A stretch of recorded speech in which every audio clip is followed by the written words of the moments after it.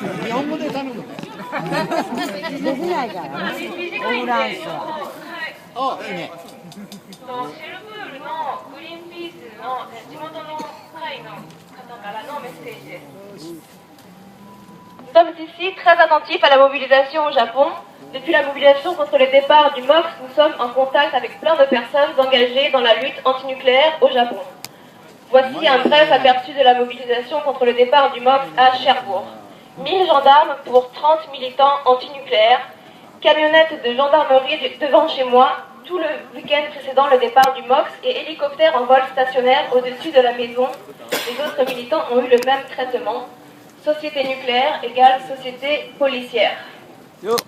私たちフランスのシェルブールでは日本での反原発運動にとても敏感になっています。特に、モックス燃料がシェルブールから、船で出港した時の、報道以来、私たちは、日本の原発運動に関わっている反原発運動に関わっている、人たちと、連絡を取り合っています。4月の、シェルブールからのモックス燃料が出港した時、それを阻止しようとした時の様子を簡単に説明します。現場には30人の活動家に対して1000人もの憲兵がいました。モックスの出港の前の週末は家の前に憲兵の小型トラックがつきっきり張り込んでいて、その間空中でヘリコプターがずっとホバリング状態で、家の周りも監視されていました。もちろん他の仲間に対しても同じ対応でした。原発推進社会イコール警察国家の社会。以上メッセージでした。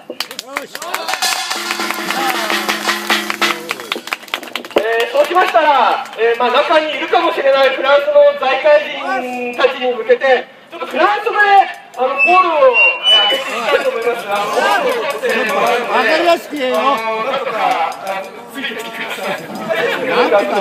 よろしくお願いします。なんていうの？